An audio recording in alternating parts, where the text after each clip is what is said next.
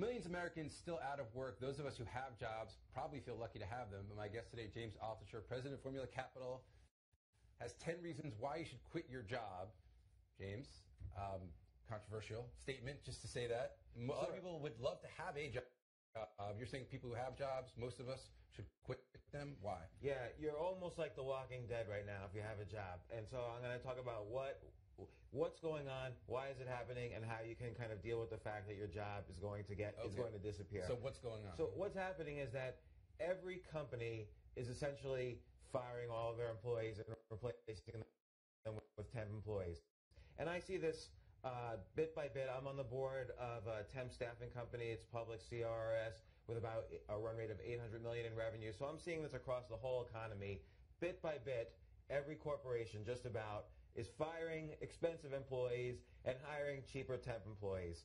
You know, and that makes the margins improve. Right. It's So good for the stock market. That's good for the company that you're on the board of, right? Sure. The temp staffing company. Sure. Yeah. The business is booming. I mean, Right. if you look at year over year, business is booming in revenues. It's incredible, and I'm seeing it bird's eye view.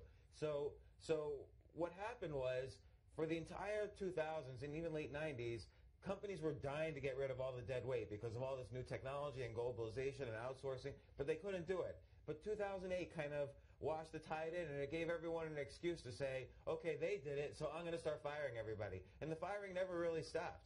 So everybody's getting fired. New regulations are coming on board, and people don't even know how to rehire. Right, so they just outsource to temp staffing or outsource globally. And when you see regulations talking about Obamacare, the Affordable Care Act, Yeah. that seems like a big driver. It's, generally speaking, corporations don't want to pay for benefits. Not only do they not want to pay for benefits, they don't know what the benefits are that they have to pay for. So they have to outsource this, and temp staffing is just historically pays cheaper than permanent employees. And also, you know, people think companies have some sort of loyalty to them, just like they have loyalty to the companies. Right. But it doesn't exist anymore. Cubicles have become commodities. Essentially, what you have to do is always explore the frontier. And if you're stuck in a cubicle, you've got the target on your back. The CEO is looking to cut you out. Right. So sure, but so play devil's advocate. If that's going to happen anyway, why quit? If it's going to happen anyway, why not wait for them to fire me, and then at least I can collect unemployment? Well, okay, that's a good point. For one thing, unemployment doesn't really pay the bills. But the other thing is, you should stay at the job, but at the same time become what I call an entreployee first.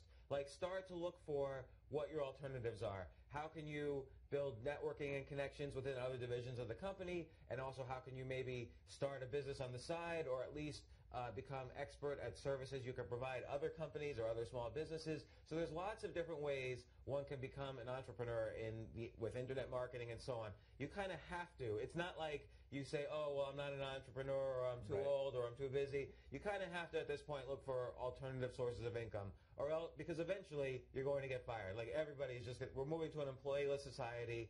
Temp staffing is just sweeping the nation like a fad or a trend.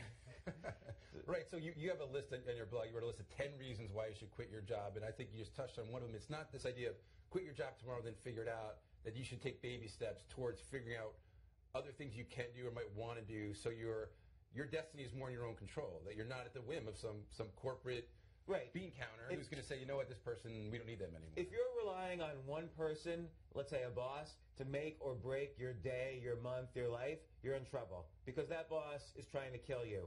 So you need to start exploiting back. And I don't necessarily mean this in a bad way. Learn your employer's connections. You know, expand your services. You can't just relax now. Now we're in kind of this moving economy where you're going to have to fight to kill. And I don't necessarily mean this in a bad way. You kind of have to make sure, to be happy, that you're either going to be an entrepreneur, or you're going to have alternative sources of income, or you're going to be able to make a jump to other divisions within the company. If you're just sitting still, shuffling paper, they're going to fire you. Hi, my name's Joe Rowland. First of all, let me thank you for taking the time to watch this video. I too was a zombie. I was getting up and going to work at jobs I hated, fighting traffic in the morning and in the evening, trying to get back to work and back home. You know, I just reached a point where I wasn't happy in my life. I wasn't making enough money, just enough money to barely pay the bills. It wasn't until I became self-employed that I found a big difference in my life. Has gotten a lot better. ILA can do that for you too. It requires time, it requires work, and it requires some money. I'm going to be honest with you. But if you put your mind to it and you set goals, and I'm here to help you. I will help you a long way. I have a free report for you, how report that I will give to you for free, just explaining how ILA works. If you click on the icon there in the middle, click here, you'll be automatically taken to the report where you can read more about ILA, and I'll be in contact with you once you sign up. We'll talk to you later. Like I say, I'm here to help you. Bye for now.